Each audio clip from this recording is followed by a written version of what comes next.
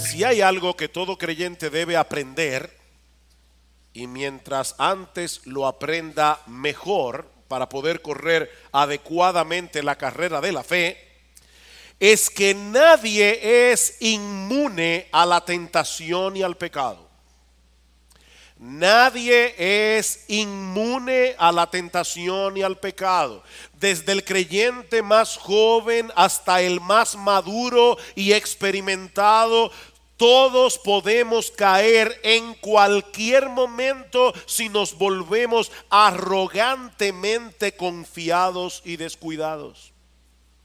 Dice en Proverbios capítulo 16, versículo 18, que el orgullo va delante de la destrucción y delante de la caída la altivez de espíritu. Y en un tono similar, Pablo nos advierte en 1 Corintios capítulo 10, versículo 12, que si alguno cree que está firme, que tenga cuidado, no sea que caiga. Queridos hermanos, ningún creyente está exento de caer en ninguna etapa de su vida cristiana. Y cuando digo ningún creyente, me refiero a ningún creyente. Ahí están incluidos los pastores, ahí están incluidos los diáconos, ahí están incluidos los líderes de grupos pequeños, los maestros de escuela dominical, las hermanas maduras de la iglesia. Nadie está exento. Ananías y Zafira mintieron al Espíritu Santo. Juan Marcos, el autor de este mismo evangelio, se apartó del campo misionero para regresar a casa, dejando solos a Pablo y a Bernabé. El apóstol Pedro se comportó como un hipócrita en la iglesia de Antioquía, cuando dejó de juntarse con cristianos de trasfondo gentil por temor a los judíos que profesaban la fe, y Pablo tuvo que confrontarlo y amonestarlo públicamente. Los creyentes en Éfeso perdieron su primer amor. En Tesalónica algunos andaban desordenadamente, no queriendo trabajar, y noten que todos los ejemplos que he usado son del Nuevo Testamento. Podría continuar citando ejemplos tras ejemplos de hombres y mujeres que se encontraban en la misma etapa en que nosotros nos encontramos en la historia de la redención, con el Espíritu Santo morando permanentemente en ellos, y aún así fueron derrotados en algunas batallas puntuales en sus luchas contra el pecado. Y si pudiéramos hacer una tomografía espiritual al corazón de cada uno de ellos en sus caídas, muy probablemente descubriremos en todos dos cosas en común: descuido y arrogancia. O si quieren ponerlo de otra forma, todos ellos fueron infectados con un arrogante descuido. No prestaron atención a las continuas advertencias de las Escrituras, al punto, mis hermanos, que terminaron bajando la guardia, poniendo una sobreconfianza en sus propias capacidades o en su propia madurez y experiencia, o en su conocimiento de las Escrituras, para seguir perseverando en la fe, y cayeron. Pero gracias al Señor que esa no es toda la historia. Los verdaderos creyentes pueden experimentar caídas temporales en su lucha contra el pecado, pero si son verdaderos cristianos no se quedarán ahí, porque Cristo nos ama con un amor perseverante, inmutable y fiel, y tarde o temprano se encargará de levantarnos. Y eso es precisamente lo que nosotros encontramos en este pasaje que vamos a considerar en el día de hoy, continuando con nuestra serie de exposiciones en el Evangelio de Marcos. El Señor y los discípulos acaban de comer la cena de la Pascua en el aposento alto, eso lo vimos la semana pasada, y están a punto de salir hacia el monte de los olivos, y más particularmente hacia el huerto de Getsemaní, como vemos en el versículo 32. De manera que en los versículos 26 al 31 vemos lo que ocurre cuando ellos se dirigen de un lugar a otro, desde el aposento alto hasta el huerto de Getsemaní. Pero antes de salir del aposento alto, Marcos nos dice en el versículo 26 que Jesús y sus discípulos cantaron un himno. ¿Se imaginan eso, hermanos? A Jesucristo, nuestro Señor, como director de alabanza, y a los 12 apóstoles cantando un himno. Los judíos durante la Pascua solían cantar una porción del libro de los Salmos conocida como el Gran Jalel o las grandes canciones de alabanza, comprendidas entre los Salmos 113 al 118. Por eso corregía cuando leía que no es simplemente que cantaron un himno, es que ellos cantaron y muy probablemente cantaron los Salmos 115 al 118, que era la conclusión, los 4 salmos finales que se cantaban después de haber comido la cena pascual. Y de paso, hermanos, quiero recomendarles que cuando lleguen a su casa lean esos salmos, Salmo 113 al 118 o el Salmo 115 al 118, teniendo en mente que Jesús cantó cada uno de ellos antes de salir al huerto de Getsemaní. Es en el Salmo 118 donde está escrito: la piedra que desecharon los edificadores ha venido a ser la cabeza del ángulo. Esto es una cosa maravillosa que ha hecho el Señor delante de nuestros ojos. De paso, otra vez, aunque no todos los que cantan alabanzas a Dios son cristianos, todos los cristianos cantan alabanza. Mis hermanos, la fe cristiana es una fe que canta. El cristianismo produce corazones que cantan. Dice en Efesios capítulo 5 versículo 18: sed llenos del Espíritu Santo. ¿Y cómo se va a manifestar esa llenura del Espíritu? Cantando en vuestros corazones al Señor, con salmos, con cánticos espirituales, con himnos.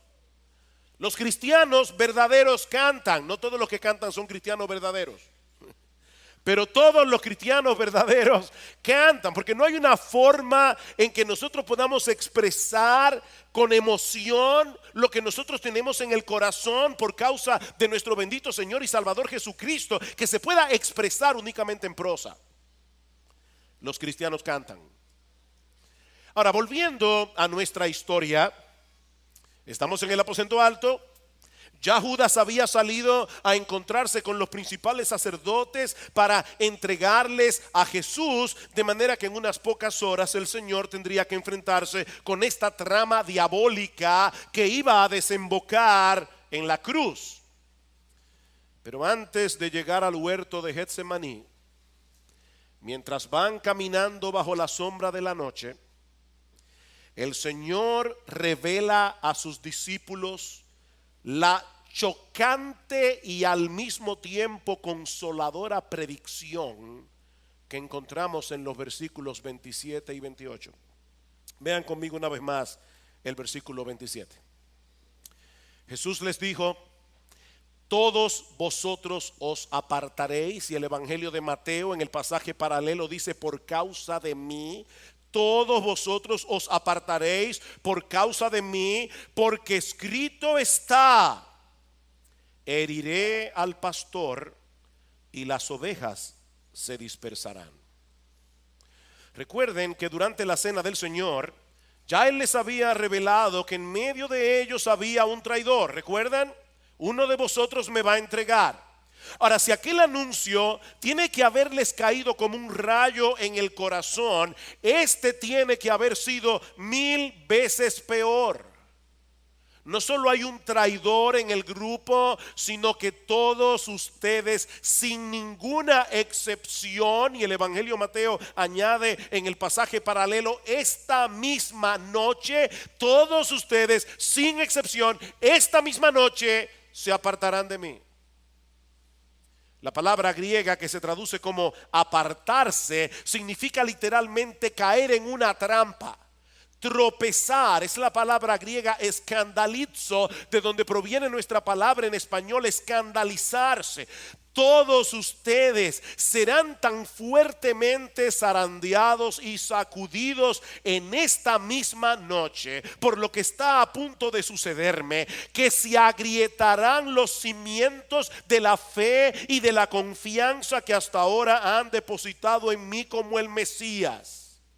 Todos sin excepción se apartarán de mí. Todos negarán tener cualquier tipo de vinculación conmigo. Todos se avergonzarán de conocerme. Todos me dejarán solo esta noche. El Señor no está hablando de algo que va a suceder dentro de unos años, ni siquiera dentro de unos meses. No. La fidelidad que hasta ahora han demostrado tener hacia mí quedará hecha polvo en esta misma noche, porque eso ya fue profetizado hace 500 años atrás. Porque escrito está: heriré al pastor y las ovejas se dispersarán. Eso está escrito, dice el Señor. Esta es una profecía que se encuentra en Zacarías capítulo 13 versículo 7, en el contexto de un pasaje más amplio en el que Dios promete proveerle a su pueblo perdón y purificación a través de la muerte de ese pastor que se menciona aquí. Heriré al pastor, heriré al pastor.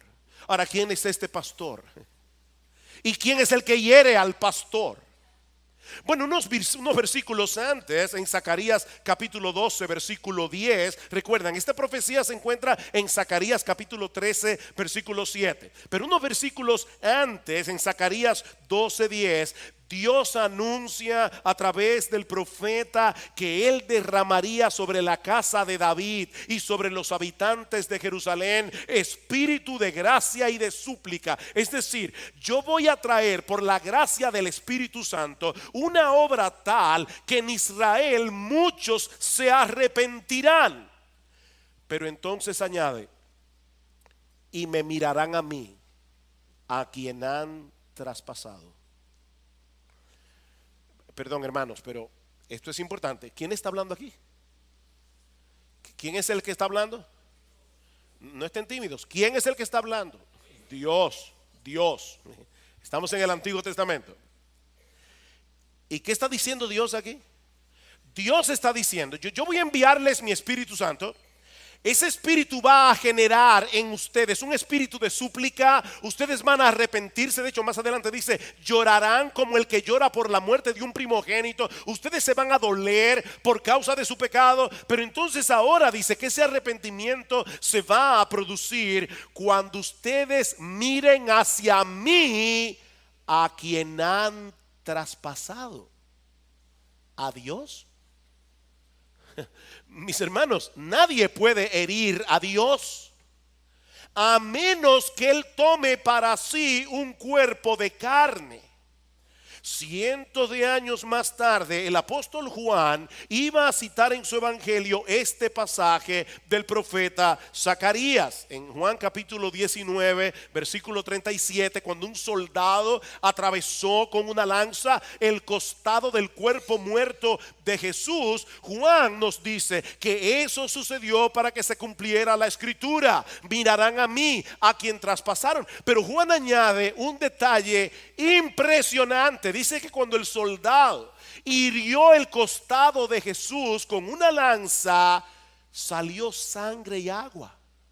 Eso fue tan impresionante para Juan que dice: yo soy testigo, yo vi eso. Del costado de Jesús, de su cuerpo muerto, brotó sangre y agua. Mantengan eso allí en su disco duro.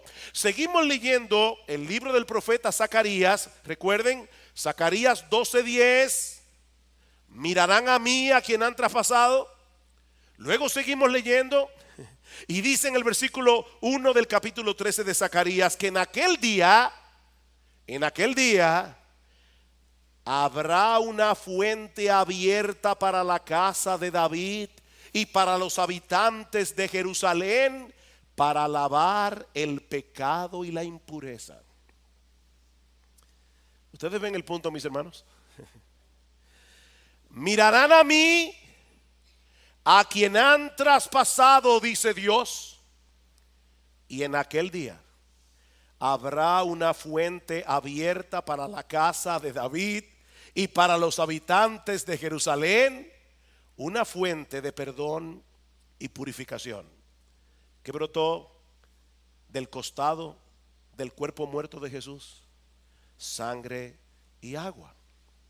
Ahora es en ese contexto que ahora dice Dios en Zacarías 13:7: despierta espada contra mi pastor y contra el hombre compañero mío, declara el Señor de los ejércitos, y hiere al pastor y se dispersarán las ovejas.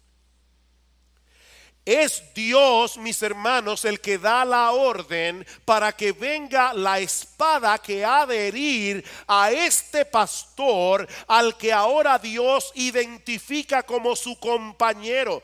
Despierta espada contra mi pastor y contra el hombre compañero mío. Y esta frase hebrea puede ser traducida también como el hombre que es mi igual, o aquel que está asociado conmigo. Queridos hermanos, este que fue traspasado, herido por la espada de la justicia de Dios, no puede ser otro que el Dios encarnado que fue a la cruz como el buen pastor que dio su vida por las ovejas.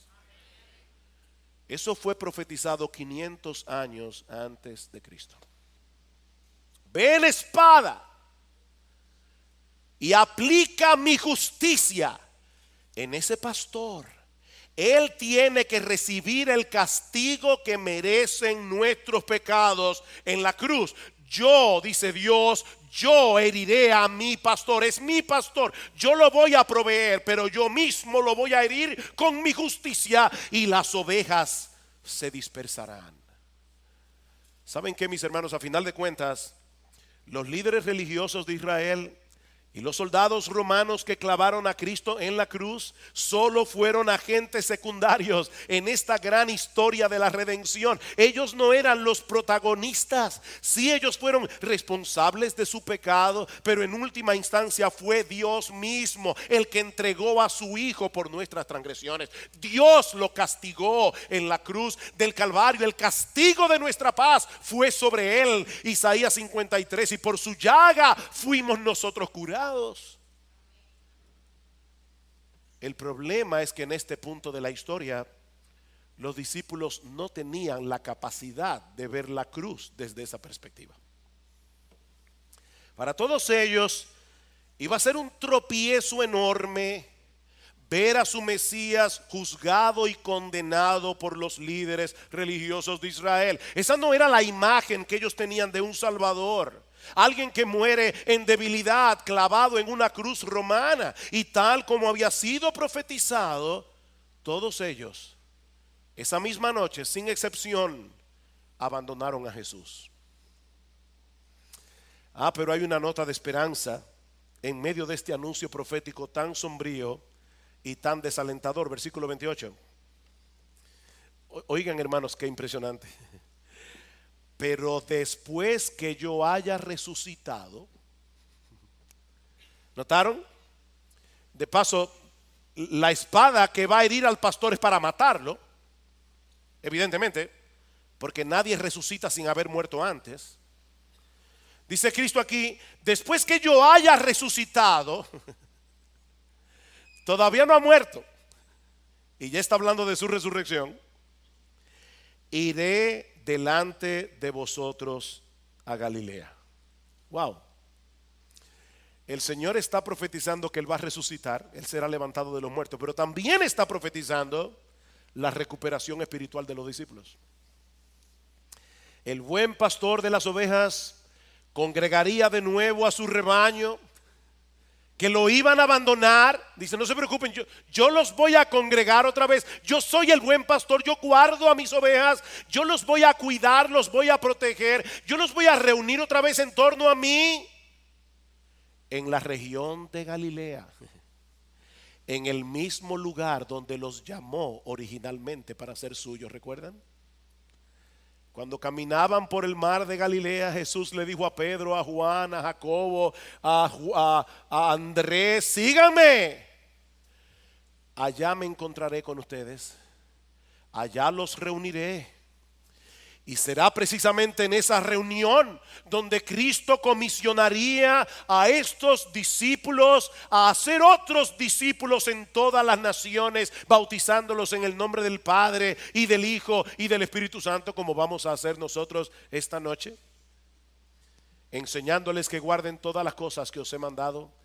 Y he aquí, yo estoy con vosotros todos los días hasta el fin del mundo.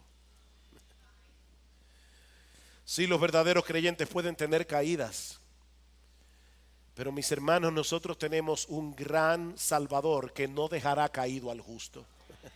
Él no dejará caído al justo. Todos ustedes se apartarán esta noche de mí cuando me vean padecer en debilidad, pero voy a levantarme de los muertos y a congregarlos de nuevo en torno a mí en la región de Galilea. Queridos hermanos, es imposible, es absolutamente imposible que un verdadero creyente se pueda perder y terminar en el infierno, porque nuestra salvación a final de cuentas no depende de ti y de mí, depende de Él.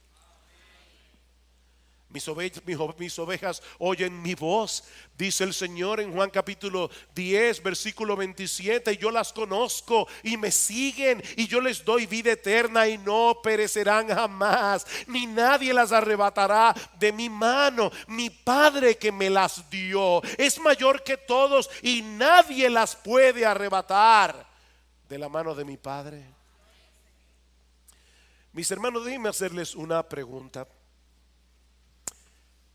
¿Desde cuándo sabía Cristo que todos sus discípulos lo iban a abandonar esa noche?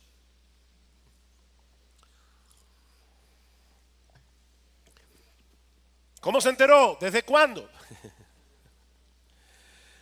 ¿Saben desde cuándo? Desde siempre. Jesús sabía esto desde antes de la fundación del mundo. Y aún así los escogió.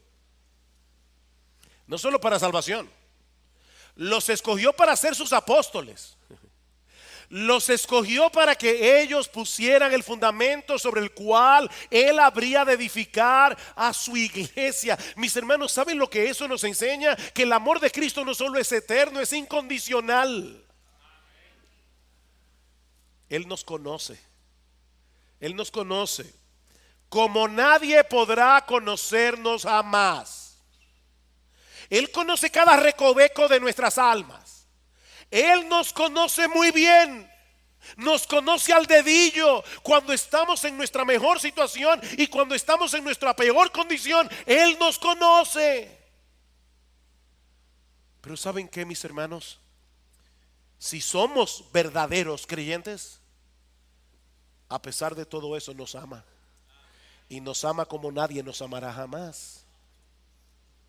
Él no solo sabía de antemano lo que iba a suceder esa noche con todos sus discípulos, Él también sabía de antemano cuál iba a ser la reacción de cada uno de ellos al escuchar estas palabras proféticas. Y eso nos lleva a nuestro segundo encabezado: la reacción arrogante y necia de los discípulos. Hermanos, ¿cómo debieron reaccionar los discípulos cuando Jesús les dice esa noche: todos ustedes me abandonarán? Si había algo que ellos habían aprendido después de haber estado con Jesús por más de 3 años, es que Él no hablaba por hablar. Si había algo que ellos sabían del Señor Jesucristo, es que Él era absolutamente veraz, Él era absolutamente confiable. Y por si todo esto fuera poco, Jesús acaba de hacerles ver que esta caída temporal había sido profetizada hacía 500 años atrás. ¿Saben lo que ellos debieron haber hecho? Haber pedido perdón de antemano. Los discípulos debieron haberse puesto a temblar esa noche y sentir un peso sobre sus conciencias por causa de su propia pecaminosidad, por causa de su cobardía. Oh Señor, qué terrible es saber que en nosotros existe la capacidad de traicionarte de ese modo. Por favor, Señor, perdónanos, ten misericordia de nosotros, líbranos del mal. Eso es lo que ellos debieron haber hecho, pero no fue lo que hicieron. Versículo 29. Entonces Pedro le dijo: aunque todos se aparten, yo Sin embargo, no lo haré. El anuncio los incluía a todos. Todos ustedes me abandonarán, pero siempre Pedro, ¿verdad?, toma la voz cantante. Hay una doble arrogancia aquí de parte de Pedro. Por un lado, Pedro se coloca a sí mismo por encima del resto de los apóstoles. Bueno, Señor, yo no puedo hablar por ellos, pero en lo que a mí respecta, yo nunca te negaré. Ahora, Pedro no solamente se estaba colocando por encima del resto de los apóstoles, él se estaba colocando por encima de Cristo y por encima de las Escrituras. Miren, mis hermanos, de verdad, yo leía esto y decía, wow, pero no que arrogante es Pedro, no, lo que yo decía, que arrogantes somos nosotros. Qué arrogantes somos. Todos ustedes se apartarán de mí esta noche, porque escrito está. No. Excúsame, Señor, pero eso no es posible. Puede ser que estés interpretando mal la profecía de Zacarías. Yo no sé. Lo único que yo sé es que sería incapaz de traicionarte de ese modo, aunque honestamente yo no sé lo que harían los demás.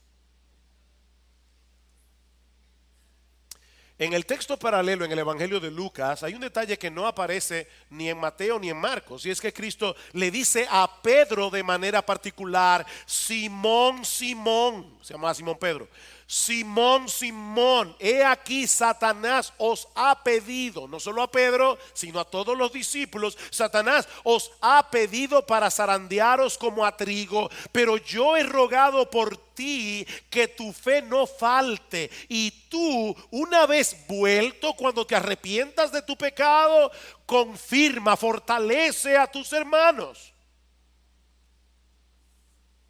¿Tú te imaginas eso? Que alguien te diga con toda certeza: mira, déjame decirte algo, Satanás te pidió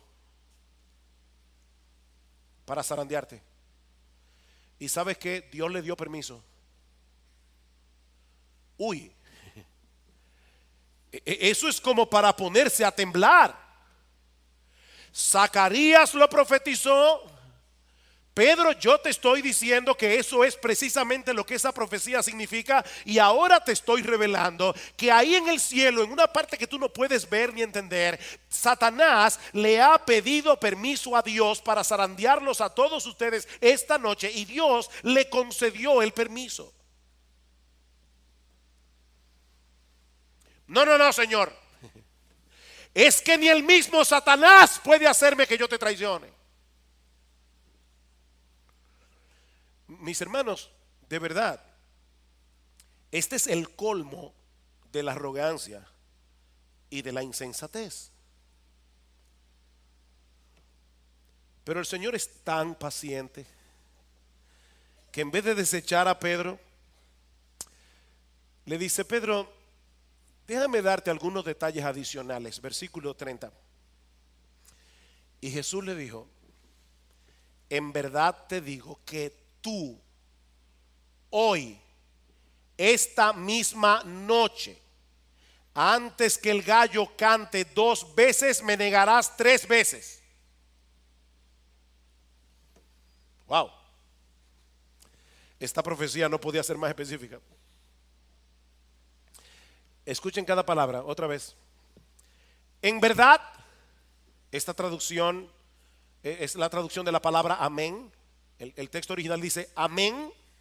Es una expresión que añade solemnidad, que añade certeza a lo que uno va a decir. Pedro, solemnemente te digo que tú, no los otros apóstoles, no Juan, no Santiago, no Jacobo, no, Pedro, tú hoy, esta misma noche, no mañana, no pasado, no durante una semana, antes que el gallo cante 2 veces, es decir, antes de que amanezca, antes de que tú comiences a ver los primeros rayos del sol salir en la aurora, me negarás. Y esta palabra es una palabra compuesta, tiene un prefijo que intensifica la palabra. Se puede traducir literalmente: Pedro, me vas a negar horriblemente, me vas a negar absolutamente, me vas a negar totalmente. Y no una, no dos, 3 veces. Era como si el Señor estuviera acorralando a Pedro para hacerle ver el peligro en que estaba. ¿Y saben qué? Ni aún así Pedro entró en razón. Versículo 31. Pero Pedro con insistencia, esa palabra significa más vehementemente. La idea no es tanto la de insistir, sino la profusión de palabras y el tono en que esa palabra se pronuncia. ¿Tú has visto esas personas que para ganar una argumentación hablan y hablan y hablan y hablan en un tono bien enérgico para convencer al otro por cansancio? ¿Han oído eso? Eso es lo que Pedro está haciendo aquí. Pero Pedro con insistencia repetía: aunque tenga que morir contigo, no te negaré.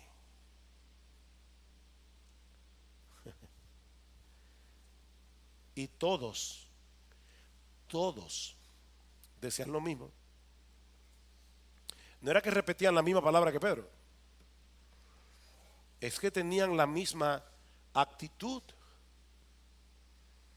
Ese espíritu de arrogancia, de autosuficiencia, había embriagado a los discípulos. ¿Ustedes han visto una persona borracha que está como desconectada de la realidad? Y está en medio de una guerra y están tirando tiros y él cree que está soñando que están tirando tiros. Los discípulos estaban borrachos de arrogancia. Se sentían inmunes a la traición, al punto de tener en poco las palabras de Jesús y las palabras de la Biblia. En vez de ponerse a temblar, reaccionaron con insolencia. Y ahora yo me pregunto, hermanos, ¿qué aprendemos de este pasaje? Bueno, hay varias lecciones que nosotros podemos extraer de un pasaje tan rico y tan aleccionador como este. Pero yo voy a limitarme solamente a 2 a modo de conclusión. Y yo le ruego al Señor que ustedes se lleven esas 2 en sus corazones en esta mañana. La primera es esta: este pasaje nos enseña que en medio de la tentación, la sinceridad de nuestro amor por Cristo será completamente inútil y vano si no descansamos por completo en la gracia preservadora y capacitadora de Dios. Voy a repetir eso otra vez. Este pasaje nos enseña que en medio de la tentación, la sinceridad de nuestro amor por Cristo será completamente inútil si no descansamos por completo en la gracia preservadora y capacitadora de Dios. Déjenme hacerles otra pregunta. Cuando Pedro pronunció las palabras del versículo 29 y luego las que repetía vehementemente en el versículo 31, estaba siendo sincero. Pedro estaba siendo sincero. ¿Él de verdad quería decir lo que estaba diciendo, o Pedro estaba actuando esa noche como un perfecto hipócrita? No, mis hermanos, personalmente yo creo que Pedro era sincero. Es obvio que era sincero. Su amor por Jesús era real. hasta el punto de escandalizarse ante la posibilidad de que él fuera capaz de traicionar al Señor. Alguien ha dicho, él no estaba pretendiendo tener un amor hacia Jesús que en verdad no sentía, ni estaba haciendo promesas que no estuviera ansioso de cumplir. Cuando Cristo le dijo, yo soy capaz de morir contigo, él creía cada palabra. Señor, yo sé de lo que soy capaz en mi amor por ti. ¿Cuál fue su problema entonces? Mis hermanos, ¿dónde estuvo el pecado de Pedro y del resto de los discípulos? En que, amparado en su propia sinceridad, se descuidó. En que, amparado en su propia sinceridad, se descuidó. El problema de Pedro y del resto de los apóstoles, y si ustedes se van a llevar una sola idea para sus casas en esta mañana, que sea esta: el pecado, el error de Pedro y de los apóstoles es que ellos llegaron a creer que la medida de su sinceridad era la medida de su fortaleza.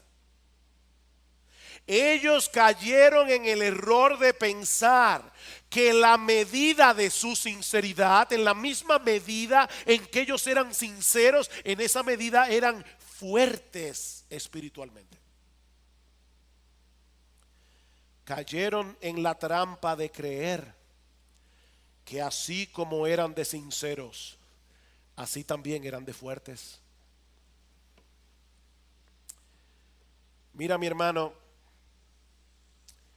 no importa qué tan genuino sea tu amor por Cristo, no importa cuánto desees vivir para Él, tú y yo somos demasiado débiles en nosotros mismos.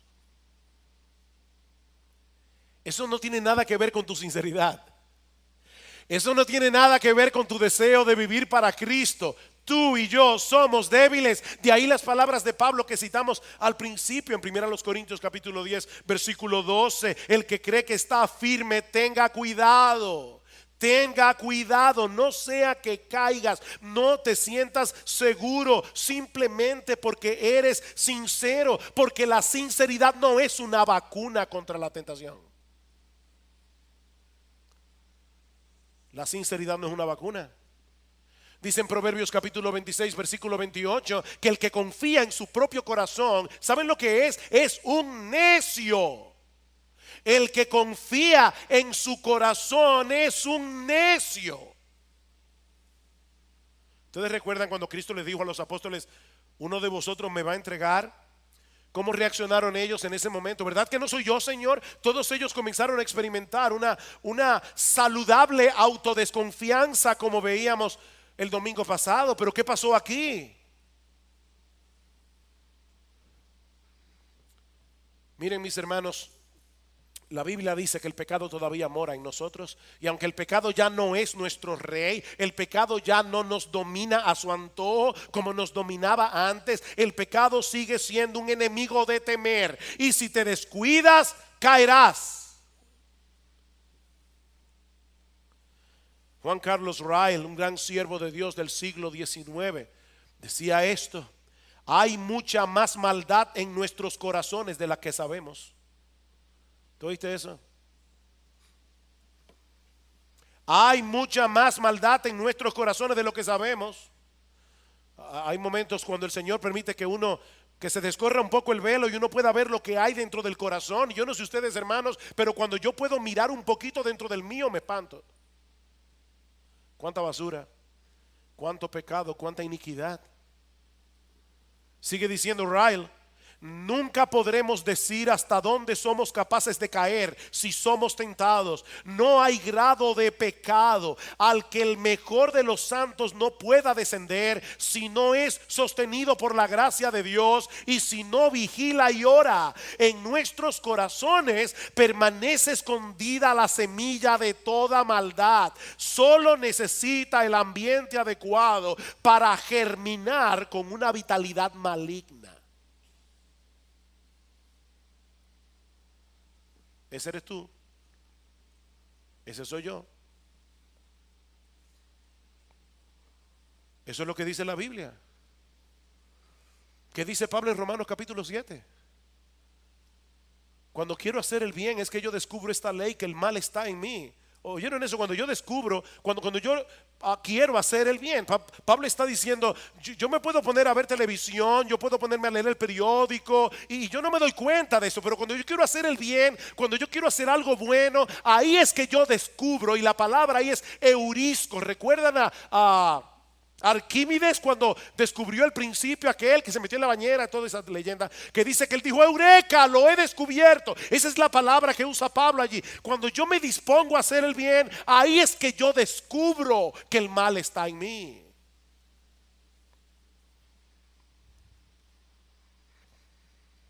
Leer el periódico no te va a traer en tu carne ninguna oposición. Trata de leer la Biblia. Trata de ponerte a orar y verás ese principio de maldad obrando en tu corazón. Mis hermanos, ¿cómo podemos saber si hemos caído en esa seguridad carnal que precede a la caída? ¿Cómo nosotros podemos identificar que nosotros estamos siendo arrogantemente descuidados? Déjenme darles algunas señales. En primer lugar, cuando dejamos de suplicar ferviente y diariamente a Dios que nos preserve del mal. ¿Recuerdan cuando Jesús fue con sus discípulos al huerto de Getsemaní? ¿Qué les dijo el Señor? Velad y orad para que no entréis en tentación. Velad y orad, manténganse vigilantes, oren, no dependan de ustedes mismos, porque el espíritu está dispuesto, pero la carne, no esta piel, la carne, nuestra naturaleza humana es débil.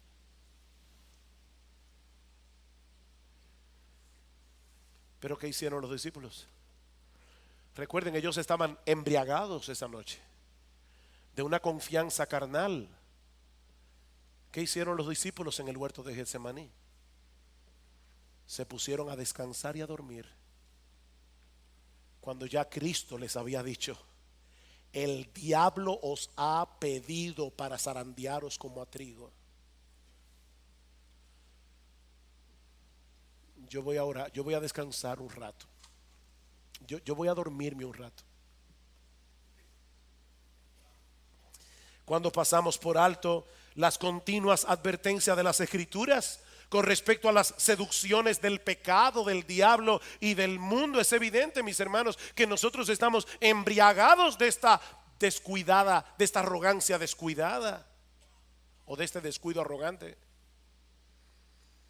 Mi hermano, ¿tú crees lo que la Biblia dice cuando dice en primera de Pedro capítulo 2 versículo 11? Hermanos, yo os ruego como extranjeros y peregrinos que os abstengáis de los deseos carnales que batallan contra el alma. ¿Tú crees eso? ¿Tú crees que es verdad lo que dice el apóstol Pedro? Sed sobrios y velad, porque vuestro adversario el diablo, como león rugiente, anda alrededor buscando a quien devorar. No a quien hacerle cosquillas, a quien devorar. ¿Tú crees eso? Cuando nos creemos lo suficientemente maduros como para caminar cerca de las tentaciones, es obvio, hermanos, que hemos sido embriagados con esta confianza carnal. Cuando escuchamos que otros han caído y nos sentimos superiores en vez de llenarnos de temor. ¿Qué dice el apóstol Pablo en Gálatas capítulo 6 versículo 1? Si alguno fuere sorprendido en alguna falta, vosotros que sois espirituales, restauradle, pero con espíritu de mansedumbre, no sea que tú también seas tentado. No te olvides que tú eres de la misma masa que él. Tú no eres superior. Yo no entiendo cómo es posible que un cristiano. Yo lo entiendo. Yo lo entiendo muy bien porque conozco mis propias corrupciones. Tiembla, mi hermano, tiembla cuando escuches que otro cae, porque el próximo puede ser tú. Cuando descuidamos las Escrituras como un medio de gracia provisto por Dios para guardarnos y librarnos del mal. Eso es evidencia de que estamos embriagados de descuido carnal. ¿Qué dice el Salmo 1? Bienaventurado el varón que medita en la ley de Jehová día y noche. Será como árbol plantado junto a corrientes de aguas, que da su fruto a su tiempo y su hoja no cae. O el Salmo 119: ¿con qué limpiará el joven su camino? Con guardar tu palabra. En mi corazón he guardado tus dichos para no pecar contra ti. Oh Señor, dame tu palabra. Dame tu palabra porque yo soy muy débil. Mis hermanos, de verdad, este es un pasaje muy sobrio. El que manifiesta esos peligrosos síntomas y no los corrige a tiempo, con toda seguridad caerá y vendrá a ser una deshonra para el nombre de Cristo. Vendrá a ser una deshonra para el nombre del Señor y el Evangelio. Oh, mi querido hermano, mi querida hermana, en tu lucha contra el pecado, nunca cometas el error de pensar que la medida de tu sinceridad es la medida de tu fortaleza. No cometas ese error. Pero este pasaje nos muestra también, en segundo lugar, la constancia y eficacia del amor y el poder de Cristo para proteger y sostener a sus genuinos pero débiles discípulos. Voy a repetir eso otra vez. Este pasaje nos muestra, en segundo lugar, la constancia y eficacia del amor y el poder de Cristo para proteger y sostener a sus genuinos y al mismo tiempo débiles discípulos. Miren, mis hermanos, la caída de Pedro esa noche fue estrepitosa. Todos cayeron, pero ninguno lo negó como Pedro. Pedro llegó a maldecir y a jurar que él no tenía ninguna relación con Cristo. ¿Ustedes imaginan eso? Al apóstol Pedro diciendo: maldígame Dios si yo estoy mintiendo, yo no conozco a ese hombre. Wow. Y por si acaso, mi hermano, no digas: oye, yo no entiendo. Mira, déjame decirte una cosa: tú y yo negamos a Cristo un montón de veces al día. Cada vez que tú te quedas callado, joven, en la universidad y no quieres predicar el evangelio por temor a que te identifiquen como un cristiano quedado, hablando en español y en dominicano, tú estás negando a Jesús. Cada vez que nosotros nos quedamos callados, en vez de defender la verdad, estamos negando a Cristo, porque Él es la verdad encarnada. Cada vez que tú y yo nos sentimos atemorizados de que las personas nos confundan con esta peste de evangélicos, tú estás negando al Señor. Así que cuidado con ahora mirar al pobre Pedro como un bárbaro por lo que hizo esa noche. Pedro llegó a maldecir y a jurar: yo no conozco a ese hombre. Pero ¿saben qué? Cristo le había dicho: Pedro, el gallo va a cantar 2 veces.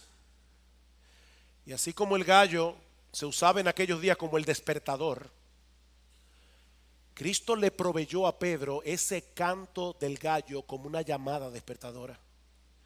Pedro, cuando el gallo cante 2 veces, recuerda mis palabras. Recuerda mis palabras. Y me encanta.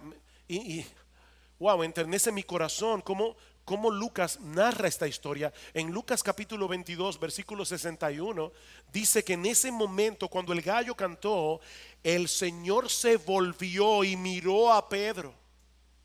Y entonces Pedro recordó la palabra del Señor, cómo le había dicho: antes que el gallo cante hoy me negarás 3 veces. Y saliendo fuera lloró amargamente. Ustedes se imaginan eso, hermanos, mientras Jesús estaba en el patio del sumo sacerdote, atado, siendo acusado injustamente, golpeado y maltratado por una turba de soldados que estaban fuera de sí. Jesús estaba pensando en Pedro. Nunca olvidó a su discípulo indigno cuando las burlas y los golpes estaban cayendo sobre él. Sus pensamientos, su corazón estaba con aquel que en ese mismo momento lo estaba negando.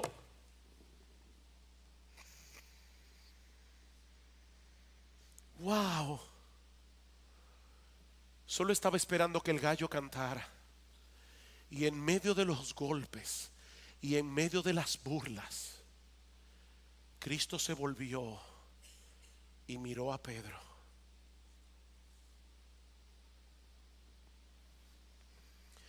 Alguien decía que fue esa mirada lo que evitó que la caída de Pedro desembocara en la traición de Judas. Fue esa mirada. Definitivamente, mis hermanos, nadie nos conoce como Cristo, pero nadie nos ama como Él. Nadie.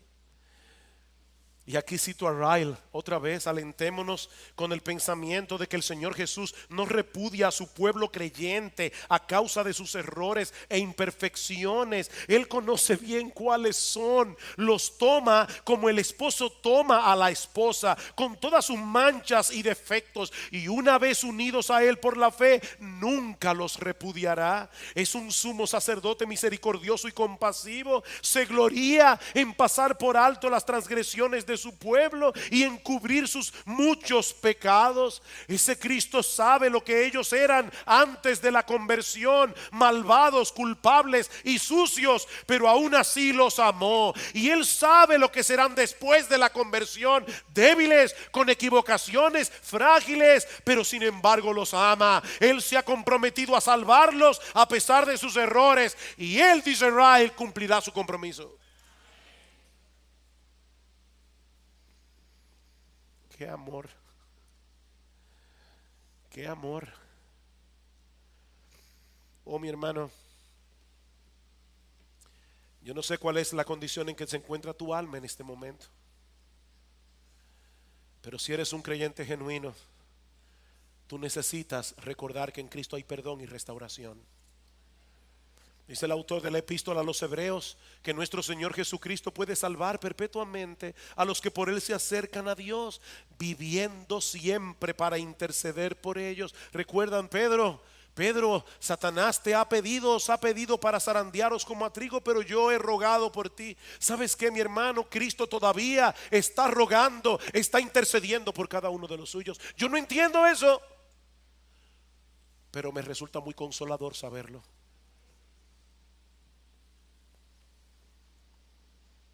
¿Deben los creyentes ser motivados a pecar por causa del amor de Cristo? No importa lo que yo haga, no importa. Allí siempre estará Cristo dispuesto a perdonarme. No, por supuesto que no. Si alguien piensa de ese modo es porque no conoce la gracia de Dios en Cristo. El que piensa de esa manera nunca ha sentido la amargura del pecado después de haber experimentado la dulzura del perdón. Una persona que piensa así no es cristiano. Para el verdadero cristiano, el perdón de Dios nunca es un combustible para seguir pecando, jamás. Ese perdón es más bien un aliento para seguir corriendo la carrera con más resolución y con una mayor gratitud. Dice el profeta Isaías que los que esperan en el Señor renovarán sus fuerzas, se remontarán con alas como águilas, correrán y no se cansarán, caminarán y no se fatigarán. Así que levántate, mi hermano, levántate. Sigue corriendo la carrera, descansando enteramente en la bendita gracia de Dios. Porque en Cristo encontramos una fuente inagotable de perdón y purificación. Si confesamos nuestros pecados, Él es fiel y justo para perdonar nuestros pecados y para limpiarnos de toda maldad. Y si hay alguno entre nosotros que aún no ha venido a Cristo en arrepentimiento y fe, yo quisiera persuadirte en esta mañana a que te refugies únicamente en Él para el perdón de tus pecados. Mi amigo, déjame decirte algo: es terrible que un creyente, un verdadero creyente, sea atrapado por la arrogancia de su corazón y caiga en pecado. Eso es terrible, pero es 1000 veces más terrible que una persona viva sumergido en esa ilusión de autosuficiencia y sea arrojado al final de sus días en una condenación sin fin. Eso es 1000 veces peor. Por amor a tu alma, ven a Cristo. Deja de confiar en ti. Deja de confiar en ti, deja de confiar en tu decencia, deja de confiar en tu religiosidad, deja de confiar en tus buenas obras. Y confía únicamente en Cristo, clama a Él por misericordia. Y no solo recibirás el perdón de todos tus pecados, recibirás también la gracia transformadora de Dios, que te liberará de ese yugo, para que desde ahora y hasta el fin de tus días seas de Cristo y de nadie más. Ven a Cristo y ven ahora, porque esa fuente que se abrió en Jerusalén sigue limpiando pecados y seguirá limpiando pecados hasta el día de su gloriosa venida. Pero el día es ahora. La oportunidad que Dios te está dando de lavarte es ahora, no mañana. Alguien decía: el día de hoy es de Dios, el mañana es del diablo. Es ahora, no mañana. Ven a Cristo.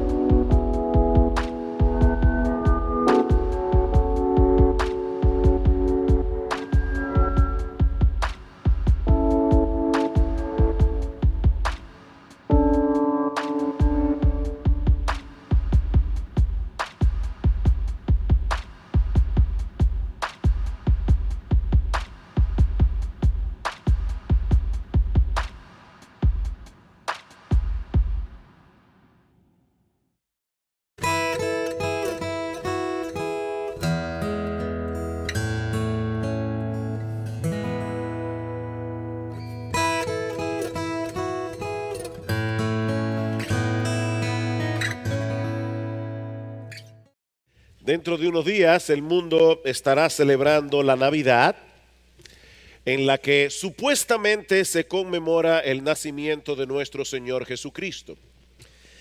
Y aunque no sabemos con certeza cuál es el día en que Jesús nació, la fecha tradicional está tan arraigada en la mente de Occidente, en nuestra sociedad, que hermanos, aún en las iglesias generalmente se cantan los himnos navideños alrededor del 25 de diciembre. Y honestamente yo creo que eso es una pena. Eso es lamentable, no solo porque me gustan los himnos navideños.